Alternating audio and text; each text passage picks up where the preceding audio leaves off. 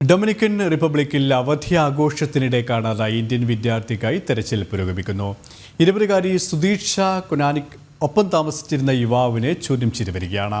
സംഭവത്തിൽ അന്വേഷണ പ്രവർത്തനങ്ങൾ ഏകോപിപ്പിക്കുന്നതായി ഇന്ത്യൻ എംബസി അറിയിച്ചു. ഡൊമിനിക്കൻ റിപ്പബ്ലിക്കിലെ പുൻറ്റാ കന കടൽ തീരത്തെ ഹോട്ടലിൽ വെച്ചാണ് 20കാരിയെ കാണാതാകുന്നത്.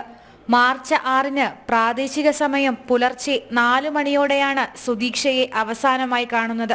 5 സ്ത്രീകളും 2 പുരുഷന്മാരുമടങ്ങുന്ന സംഘം യുവതിക്കൊപ്പം ഉണ്ടായിരുന്നുവെന്ന് പോലീസ് വൃത്തങ്ങൾ അറിയിച്ചു. സംഭവം നടന്ന് 12 മണിക്കൂറിന് ശേഷമാണ് ഒപ്പമുണ്ടായിരുന്നവർ പരാതിപ്പെട്ടതെന്നും ആരോപണമുയരുന്നുണ്ട്. സിവിൽ ഡിഫൻസ് ടീമുകൾ ഹെലികോപ്റ്ററുകൾ ഉപയോഗിച്ച് തെരച്ചിൽ നടത്തിയെങ്കിലും സുദീക്ഷയെ കണ്ടെത്താനായില്ല. ഒപ്പം താമസിച്ചിരുന്ന യുവാവിനെ പോലീസ് ചോദ്യം ചെയ്തു വരികയാണ്.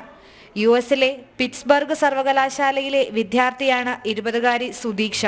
2006 മുതൽ യുഎസിൽ സ്ഥിരതാമസമാണ് സുദീക്ഷയും കുടുംബവും. സംഭവത്തിൽ പ്രാദേശിക ഭരണകൂടവുമായി ബന്ധപ്പെടുന്നതായി ഇന്ത്യൻ എംബസി അറിയിച്ചു. ഇന്റർനാഷണൽ ഡെസ്ക് ജനം.